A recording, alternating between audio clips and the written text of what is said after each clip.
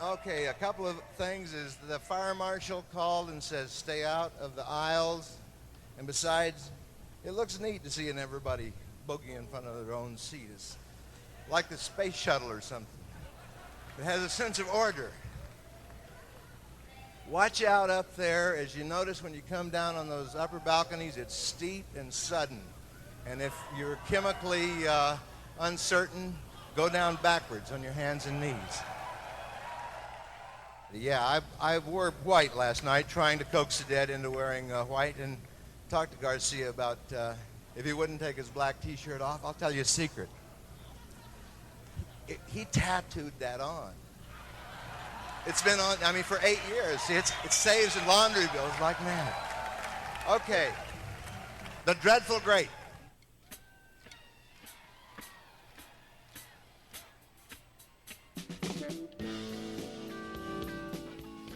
Folks, welcome inside the Parisi Palace, high above 2919 East Broadway. This is a special edition of the Jake Feinberg Show, coming to you live on Power Talk. Please go to our website, powertalk.live. Download our free app to your smartphone and stream all of our live local shows, including Solomon on Blast, the Jim Parisi Show, and yours truly, the Jake Feinberg Show. And we are delighted that you could make us part of your day today, because I get a chance now to talk to one of the kin of a legendary author, writer, performer, entertainer, mind expander, Ken Kesey. And his son has continued in his footsteps, just expanding the lineage of mind expansion, recently taking a bus tour, the Furthur bus tour, 50-year anniversary across this great nation. And really an honor to connect with him. Zane Kesey, welcome to the Jake Feinberg Show. How's it going, Jake? How you doing, my man? I'm doing great. That sounded like it must be the Holt Center. You're darn right. It was. It cracks me up. In 1983. I'm also, by the way. How old are you, by the way? Oh, I'd have to do math, but like 55. So were you? I mean, yeah. The Holt Center to me. The idea of him ribbing Garcia about wearing the black shirt and that he tattooed it on is just a trip. But yeah, that was August of '83. It's an honor to connect with you, man, and on many levels. And I actually just wanted to start by asking you. I guess this probably started for me about a couple years ago, and as I started to do more research on it. The following year, from what we just heard, tragically, your brother Jed died in a wreck on a wrestling tournament, and your father and Babs performed it at Silva Holt, and the space segment of that show. I'm not sure if you were in attendance or not, but the space. Oh, yeah. Okay, so at that show. I hear your dad crying out in anguish, almost like as a serenade or a homage to Jed during this thing. Obviously, they had the drum machine on stage. It has. I never saw the Dead. I was born in 1978. I was 5 years old when this all went down. But I've chronicled this show. I've listened to it very closely. I know at the end of the show, the entire band looked over at Ken before they played Broke Down, sort of nodding to him. I just want you to talk. Jed Kesey has been in my soul along with your father, and I wanted you to talk about your relationship with Jed specifically and ultimately who that cat really was, because what you'd said, what I've read, is that basically not only was he your brother, but he was your dad's best friend too. Oh yeah, Jed was a very sweet soul, and that's just the way the Dead are. That they would do something like that's that deep, that's more than what their words can do, and it's showing how they feel. And yeah, we have audio of Jed and Dad doing all these things together. He would always give Jed the recorder and have him chronicle things. So whenever we're going on trips, we'd have him being the little reporter. There he is, 12 years old and explaining where they are in New York City and going up trying to talk to people. And I just love still hearing his voice. And it really crushed Dad when he died. He would follow us on all the wrestling meets there at U of O because that was, and the reason we were wrestling there was because he wrestled there. We didn't really have a choice. We weren't really built for wrestling. Jed was, long and skinny just like I was, but Dad would teach us these moves and get us out there and make us enjoy it, and pretty soon we learned to love it. Were you older than Jed or younger? 2 years older. 2 years older. I want to talk specifically about your, take us through how you dealt with it, because I'm being very serious.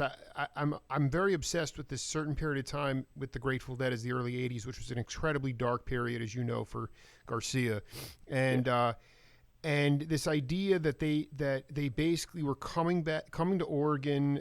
They'd played the Silva Hall. It was really one of the last times that a band like the Dead, before they became pop stars after Touch of Grey, you could fit them into this 2,500 seat venue. Your dad is basically running the show, and then, I have a younger brother, but I want to devote this.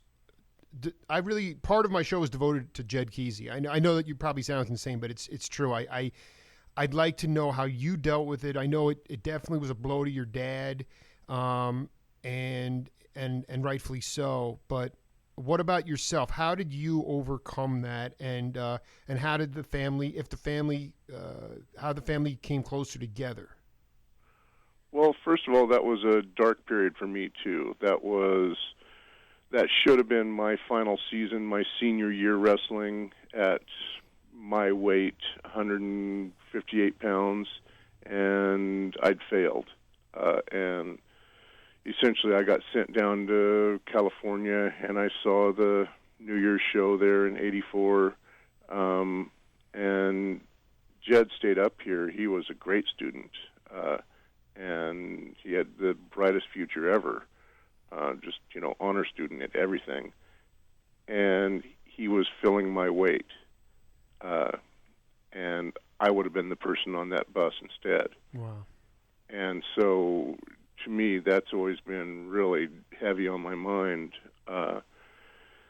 Dad followed the bus, which was actually a van, a donated van.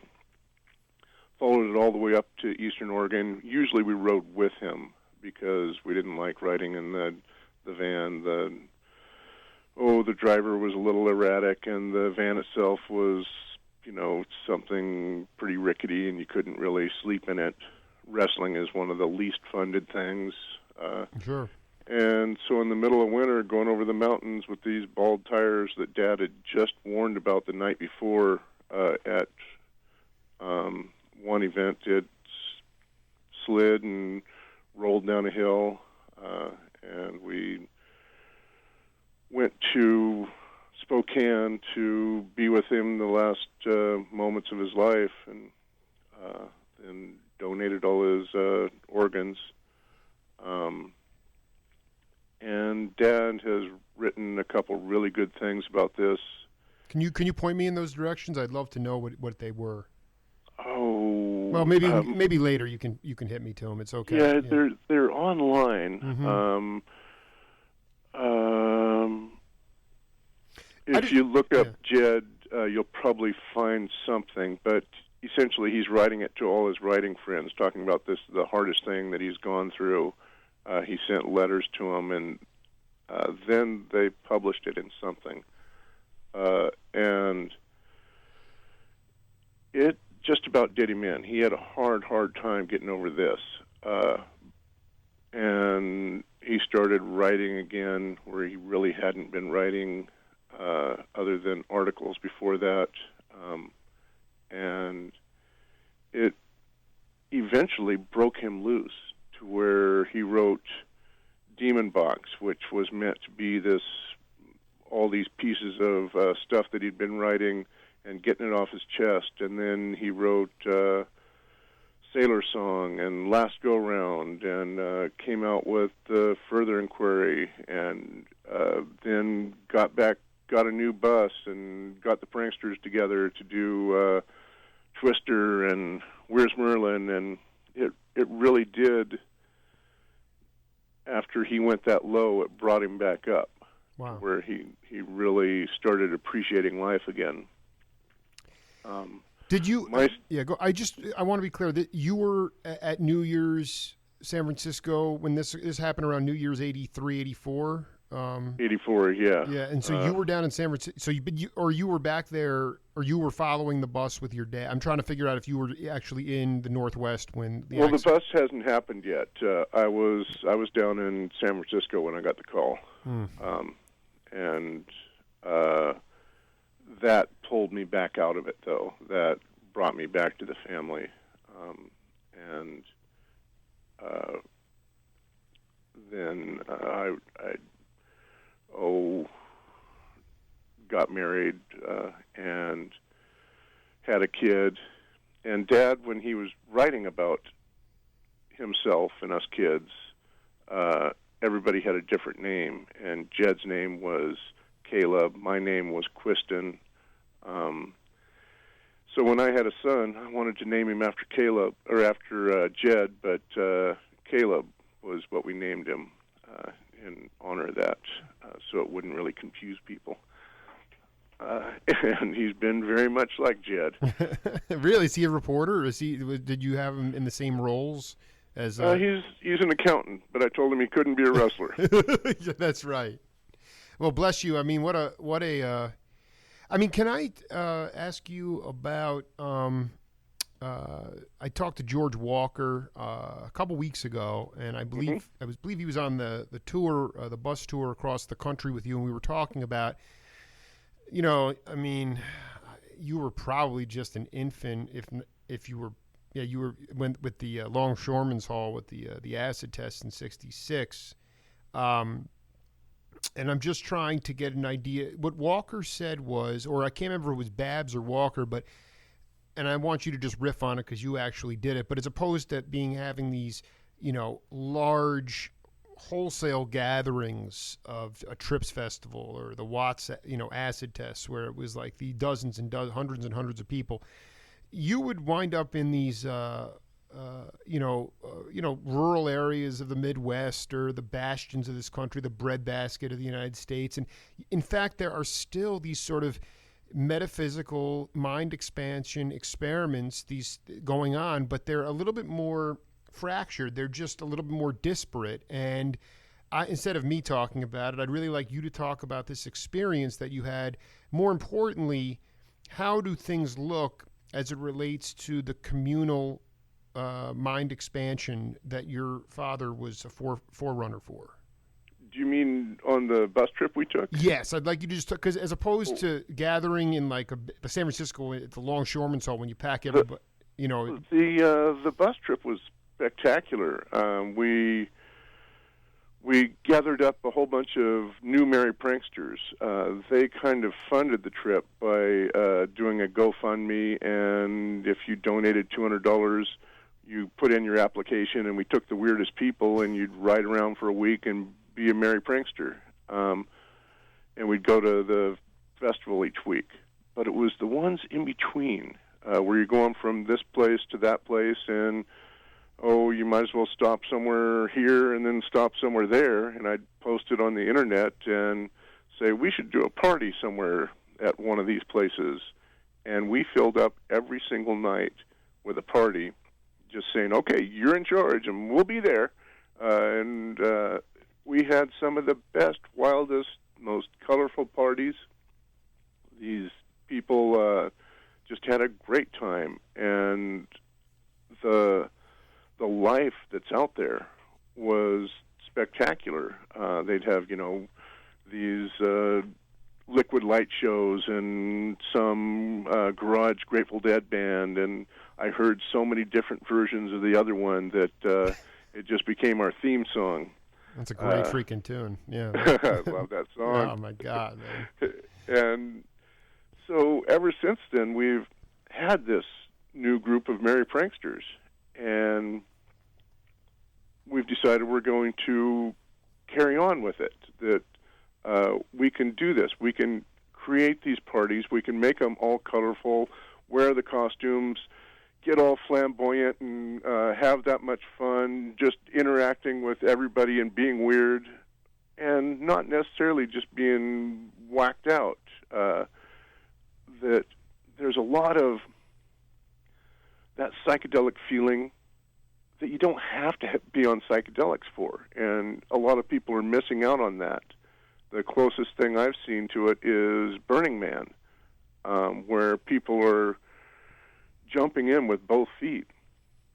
And so now we've got groups all across the country. There's a Merry Prankster group in California, in Oregon, in Illinois, in Pennsylvania, in New York, in Colorado, and they're all putting on these shows, and we're inviting people to come and join us and to make this Merry Prankster phenomenon great again by doing these shows, by getting out there with your colorful costume and breaking people away from this just passive audience mentality that we've gotten into, where you sit and stare at the guitar player. That's right. You're 100%. I want to ask you, Zane, specifically talking to Zane Kesey here on the Jake Feinberg Show. Can you speak specifically? You've seen it. How have we gotten to this stage of conformity, especially relates to musical performance? When, I mean, we opened with your dad saying it's kind of cool to see everybody boogieing in front of their seats. It's like the spaceship. I totally dig it. I dig what he's saying, but I don't think a lot of cats really understand what that means. How have we gotten to this point where now you are basically saying we need to, rewire and do this by inspiring? But why did we get to this point of, from actual movement, constant movement and creation, whether were you on LSD or not, to sitting and receptively just taking it in? How have we gotten there? Well, it all comes down to the cell phone and headphones mentality, that we're used to being with music on our own, and that's okay, and we don't even care about the people around us anymore at a concert. And it's not the band's fault. The band wants you to pay attention to them. It's the audience's fault and the people putting on the show's fault. What we want to do is turn your basic concert into a party that we'll go into. We like to go to a concert that's already happening and say, hey, can we come and turn this into a party? And so we bring balloons and all kinds of strange things in through the audience and go running around, twirling the audience around, trying to get them dancing. And one of my favorite things is just the silliest thing ever, where I go along with a huge roll of yarn, and I have each person hold on to the yarn, acting like it's the most important thing ever, stringing it from one person to the other, and then back this way and back that way and back this way, and then find out how the hell they deal with that. And they get all tangled up in it and realize that they've just been pranked, that it doesn't go anywhere. But for a second, they're all right there together, holding onto the string, ready for whatever the hell's going to happen. What's this all mean? And I wish it was some kind of fuse that I could light, but at least I got them, to where they're involved and connected to everybody. And there's lots of little things you can do like that, simple little things that can bring joy. Yeah, I'd like for you Dad, to. Yeah, it was about magic. Go ahead, please. Yeah, go, because there's only two letters that separate music and magic. So I mean, and magic is. Dad always considered himself a magician, and writing and running around with colorful busts and all the things that he did were just tools that he used to be a magician. And to him, that was the most important thing, whether or not you could get that awe, that, of snapping somebody out of their reality where they go, well, what the hell just happened there? And that's what we're trying to achieve, is bringing that little sparkle back into people's eyes from when they were 2 years old and anything was possible, where you believed that a rabbit can come out of a hat. And that joy is exactly what music needs. And it doesn't have to be music, just, driving around the countryside in a bus. It was really important to really wave to people and smile and get them to open up and smile and wave back. It's what they really want to do. Some people are more of a challenge than others, but we found that those people would open up even more once they broke through the ice. Could you give an example of a hard nut to crack? I think this is incredibly important, because I can tell you it's easy when you're preaching to the choir, but when you run into some square cats and you got to break them, can you break it down? I would love to get an example of how Zane Kesey breaks down the square cat. Well, it's oftentimes a group effort, and usually you're talking about some grumpy old person walking down the road, and if we can do it somehow, either with our bright smiles, our waving, and our exaggerated, where you can tell, they can tell at how much joy we're going to have once they finally break out of that they share in that joy. They share in, oh, what the hell, and just letting it out. Yeah, okay, it's not such a bad day after all. I am kind of having fun underneath here, and people enjoy it. Did you actually witness your dad ever do something completely magical? Oh, yeah. As a kid, he was always doing that, and I believed all of it.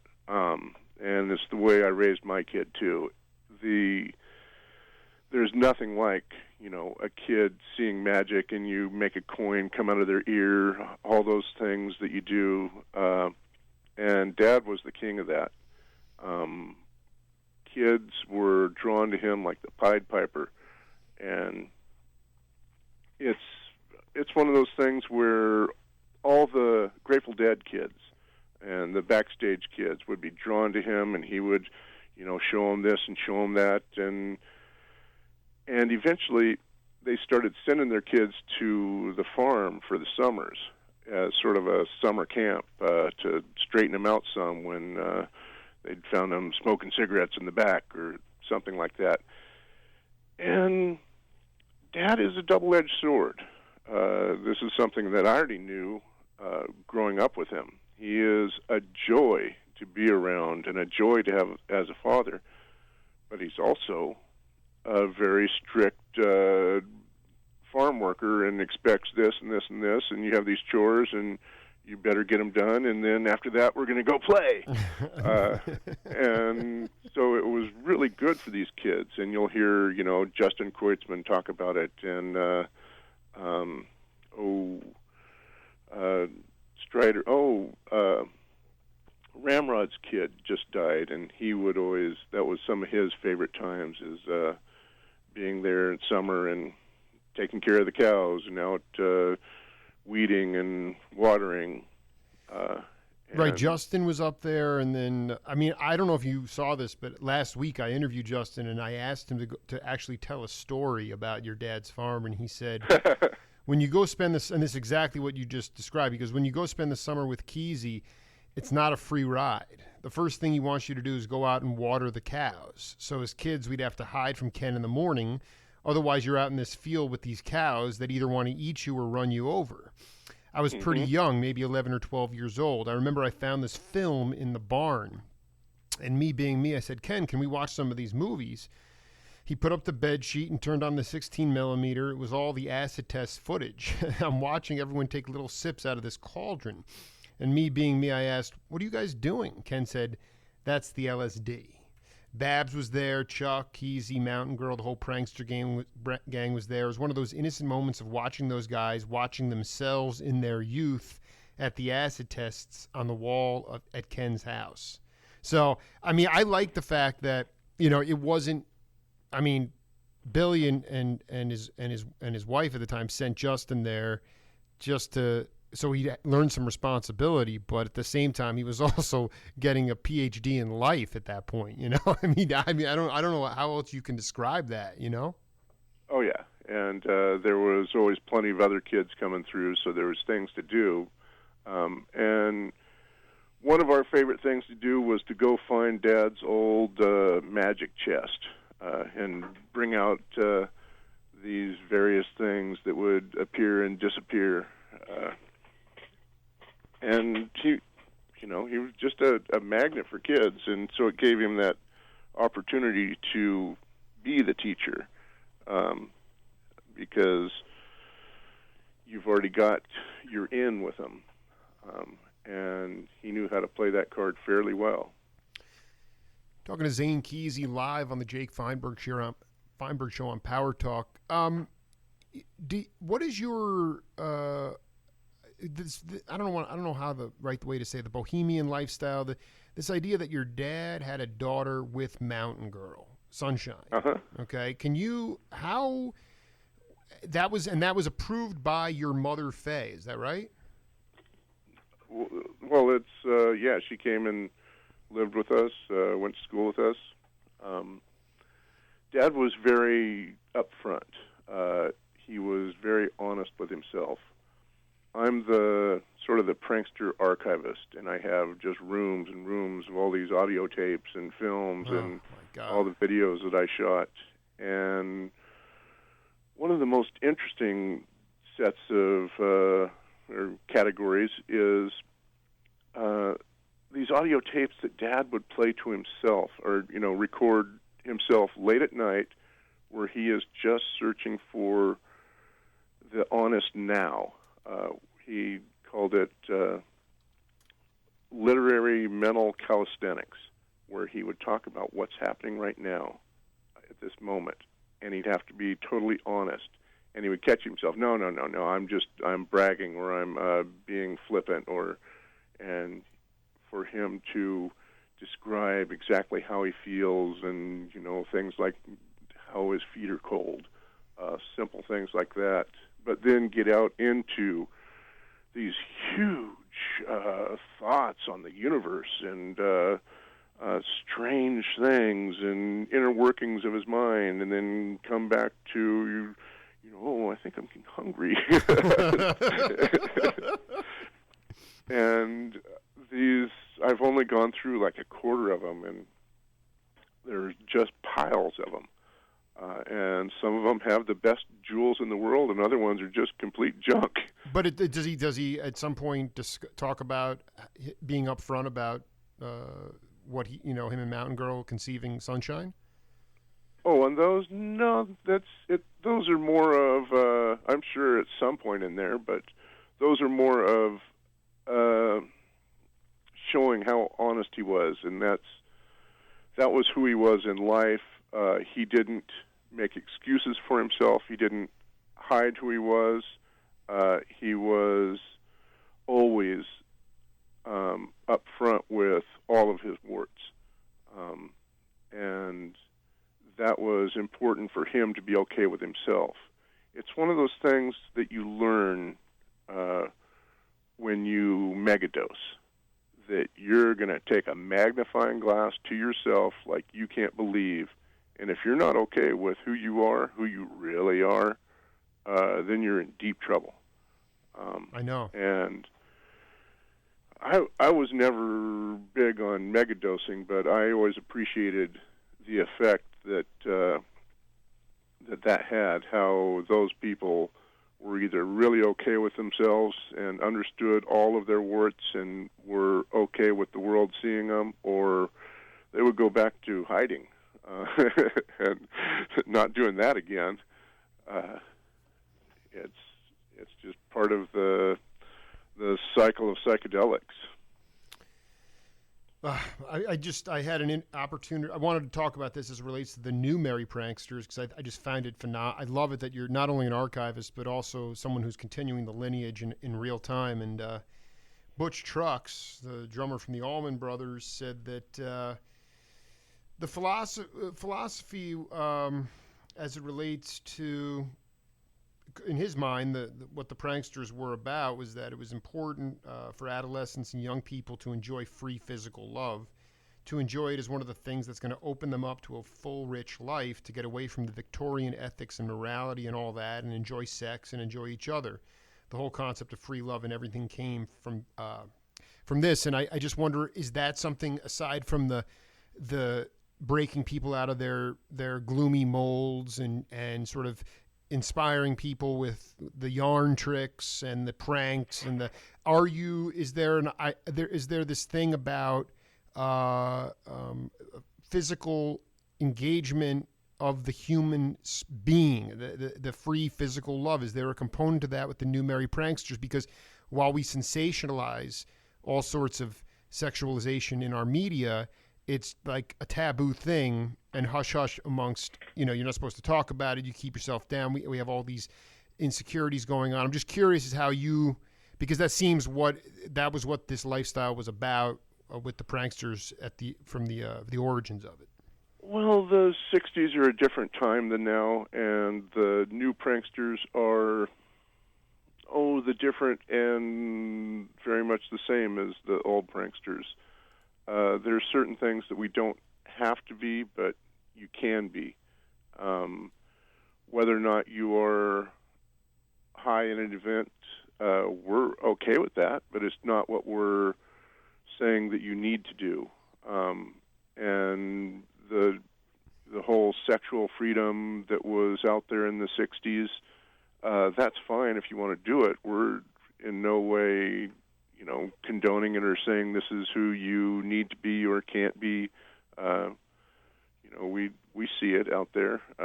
Anytime you get a big group of people together, loving each other, you get that. That's all part of it. Yeah, no, I dig. I mean, to me, it's.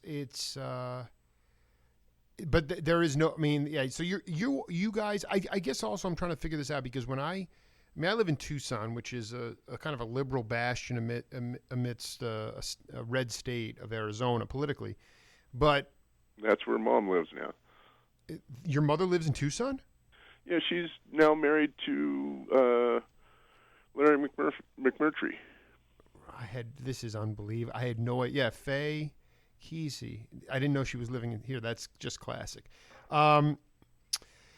Did you have any? To me, part of the magic, again, speaking like a 38-year-old bumpkin here, it seemed to me that with the acid tests, a lot of the time, a lot of people, unknowingly got dosed. Maybe just once in their life, but that in itself, like you said.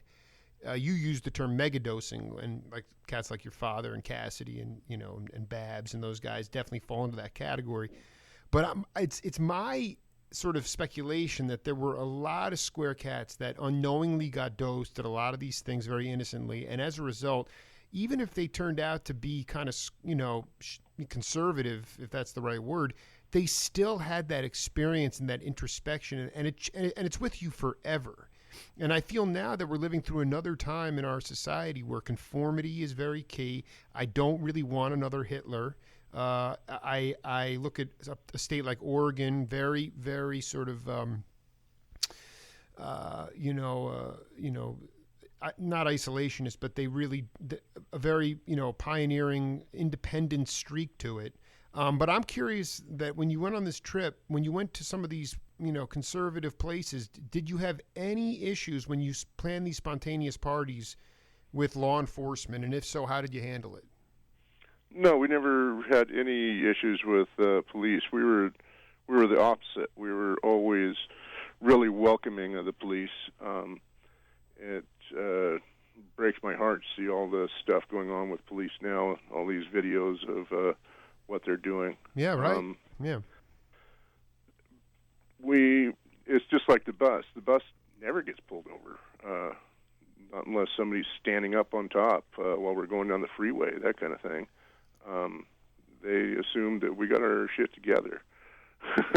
The bus looks more like a circus than just a ratty old church bus with that's barely held together that you wonder if they have insurance. Yeah, right. But you brought me to something else, which is the pranksters and people getting dosed unknowingly, which is something the pranksters were really very much not about. At the tests, they weren't the ones supplying it. That was usually Owsley. But they would announce that, okay, over here in this garbage can, this Kool-Aid is this. Over here we have a regular drink with nothing in it. But since then, people have got this notion that dosing people is pranking. And no, the pranksters were so against that, they even had a word for it. And that word was rape. That, acid and sex can be this wonderful thing that either one of them, you can be with somebody and have the best time of your life and really get to know somebody.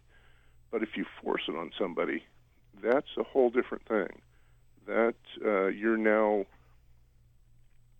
in there potentially changing their life forever. And we really want to reach out to people and say, that even if somebody enjoys it afterwards, it's still not a good thing.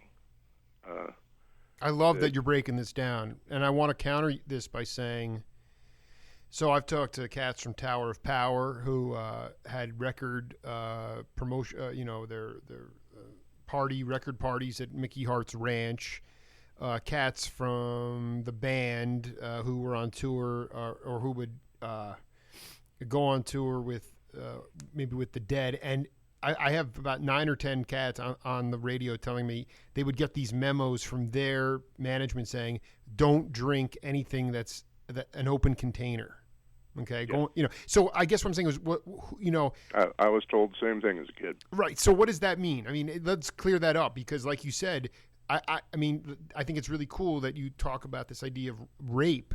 Because the thing is that in the purest sense, the opportunity is there for an absolutely transcendent experience if it's done innocently, organically. But why would then? I mean, were there just idiots that Owsley would distribute it to that would dose people? Was it the Hells Angels? Like, why would people be like, don't drink an open beverage?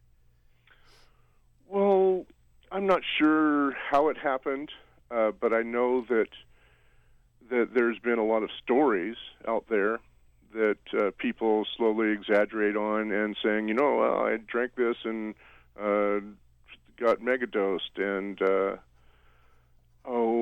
I've seen parties where Dad was at that people got dosed and people just assume it was him. And these stories, they grow. And to me, that doesn't matter, how the stories got started, so much as ending it, to let them know that that's not a prank. That's not something that the pranksters would do, and it's not something that anybody should do. That one I take really seriously. I really appreciate. I mean, I think that is absolutely essential.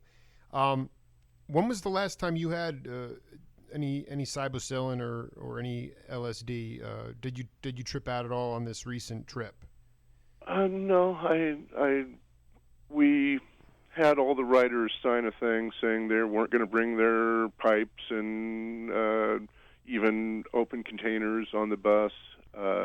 To us, it was too important not to have somebody blow it.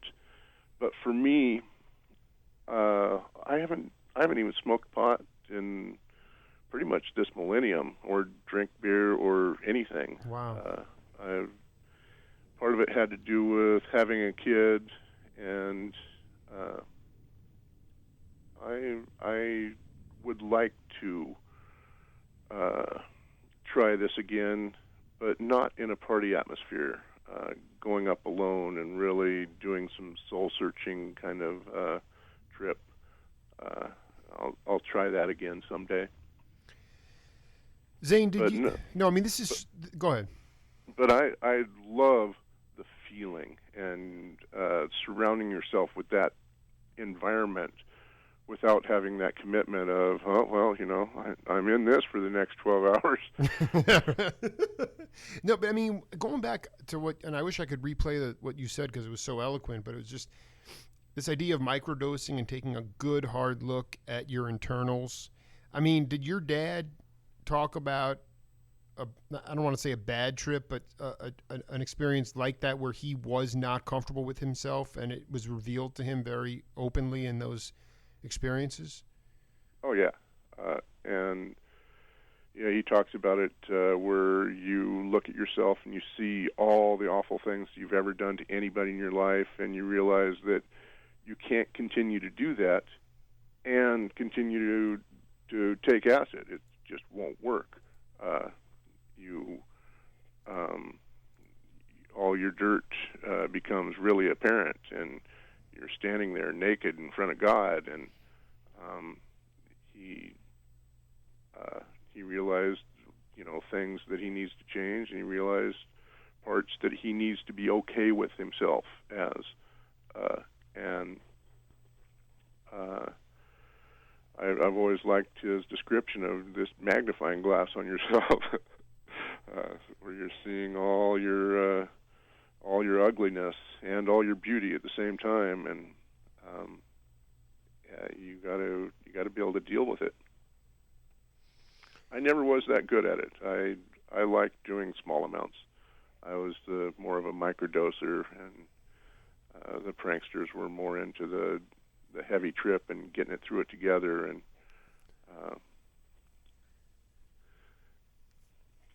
did you and Jed did you guys on the farm in your teens? Would you guys have, you know, parties where, you know, you would trip out on the farm? If the farm, to me, I've never been there. I hope to get up there someday. But can you talk about a seminal moment with your brother taking LSD? Oh, sure. And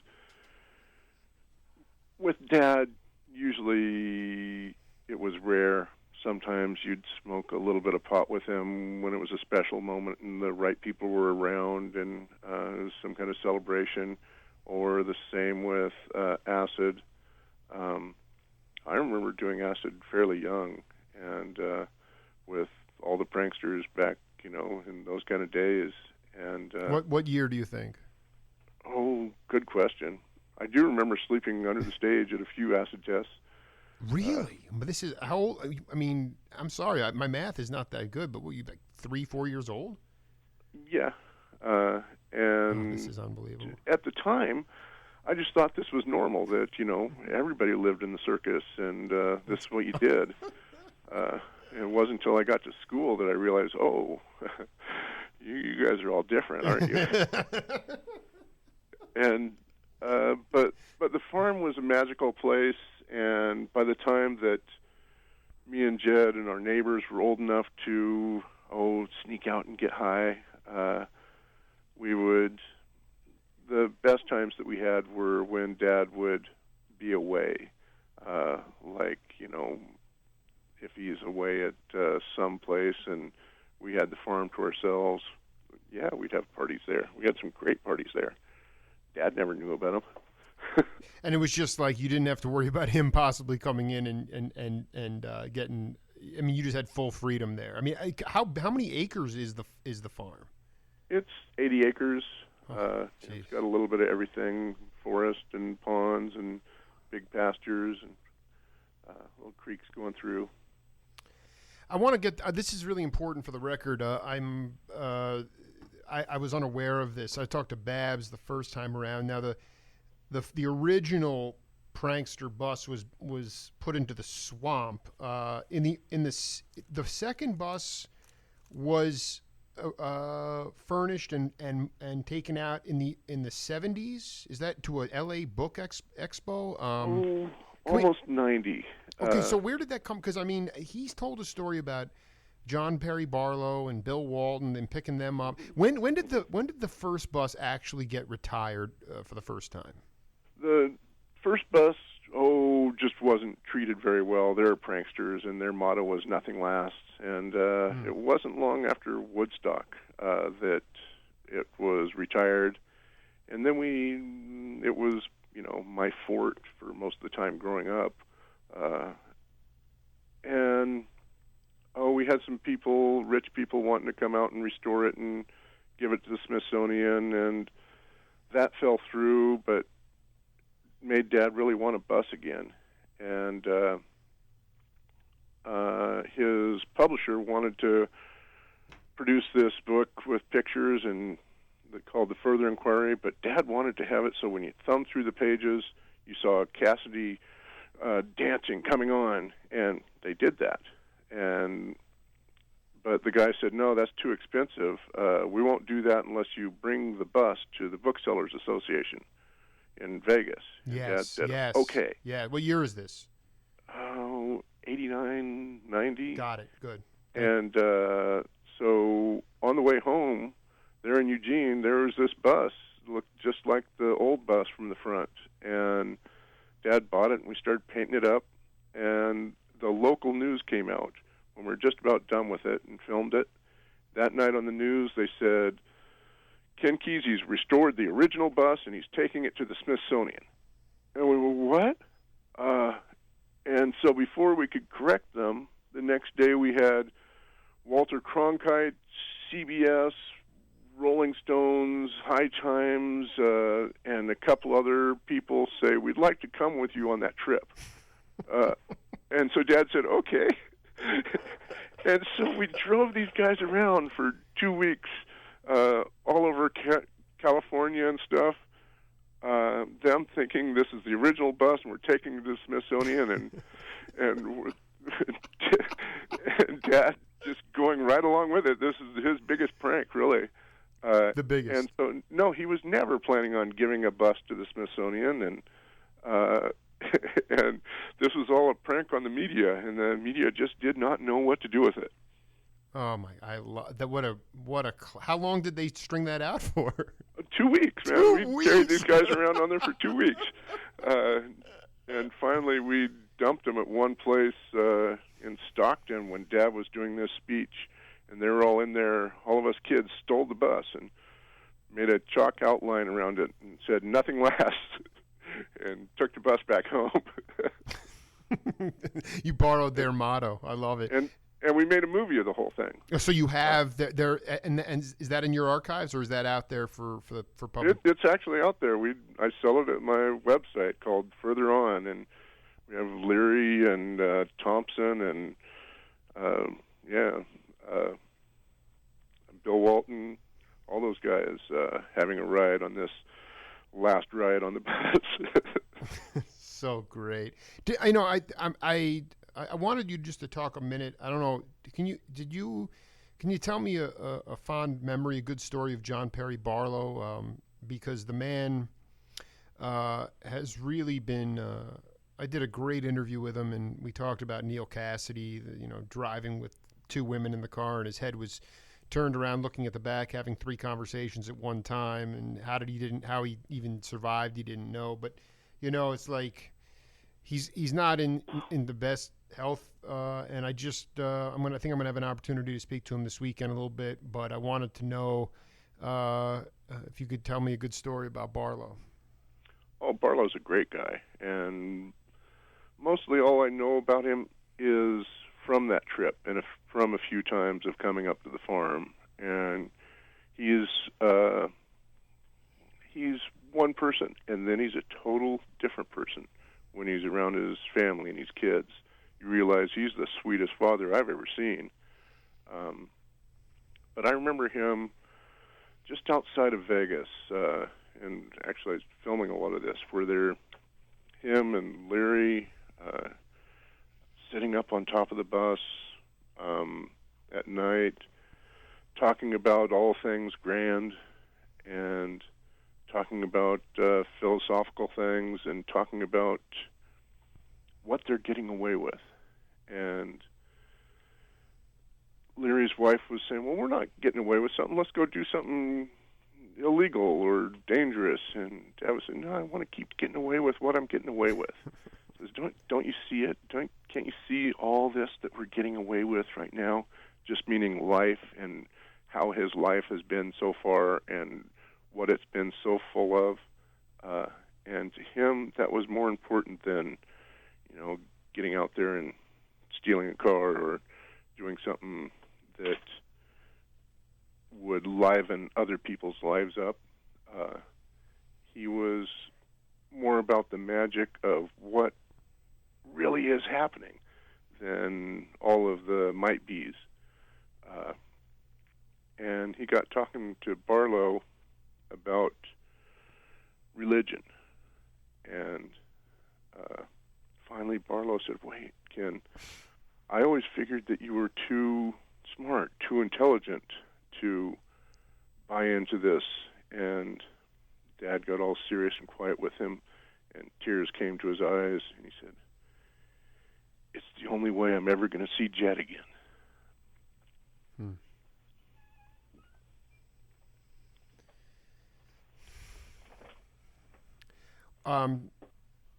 Can you just talk a little bit about the process? I know George Walker built a wooden casket for Jed. The day of the burial was a. Can you talk about your involvement? I for a long time I just thought, until I talked to you now, I thought you were just a young kid, but in fact you were the oldest kid. And just like you. I filmed it all. I filmed the making of the casket, and that was always my job was filming. And we went out. Let me suggest this. Yeah. Most people don't know this, but you can have people buried at your place. You just go and get a permit. They came out there and they said, this looks like a wonderful spot. We had us and all our friends go out there and dig the hole. It took 3 or 4 days. Nobody in any hurry. We made this perfect hole in the perfect ground. They sat and worked on that casket for a long time, and Dad would come out and read various poems and stuff during it. And all the family and friends came out there. We dragged a piano out there and had people come up that could play instruments and sing. And my and Jed and Dad's and my kids' fraternity got up there and did their loving cup and passed it around. Having something to do, digging the grave, doing these things are important, and we've lost this. Now, all you do is you sit at your home, and people bring you a casserole, and that's tough business. This was really, you felt like you were part of it and had something to do, and were doing something for Jed, as opposed to just letting life run you over. And I guess also it's about being proactive instead of being reactive. I mean, you're actually physically involved with the process. So now Dad is buried out there next to him. Wow. And what this achieved at the time for Dad was something that he'd been after. He'd always tried to make a will, and in the will say, but you can never sell this land. But you can't do that.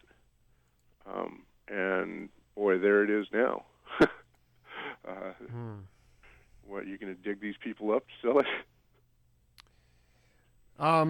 It would really make me sleep better at night, because I listen to the show almost every day, is the space portion of the May 8th, 1984, your dad is crying. It sounds like an anguished, plaintive wail. Were you there that night at Silver Holt with the? Sure. Am I right in saying that he was grieving that night during that performance? Because I mean, there was a lot of banter about president gets a good piece of ass. It's hysterical, but at the beginning. Well, Dad can always have, his public side and his grieving side. You can call those up when you want to.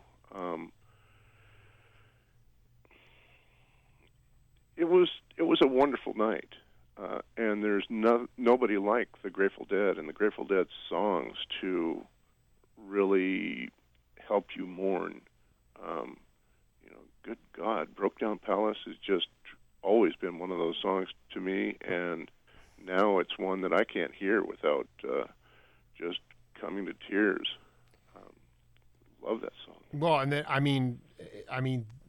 it was. I mean, I think arguably from the Brent Midland period, they went into the greatest other one that night. I mean, Phil was so inspired. It's really one of the greatest shows of all time, and reading about it, there's a,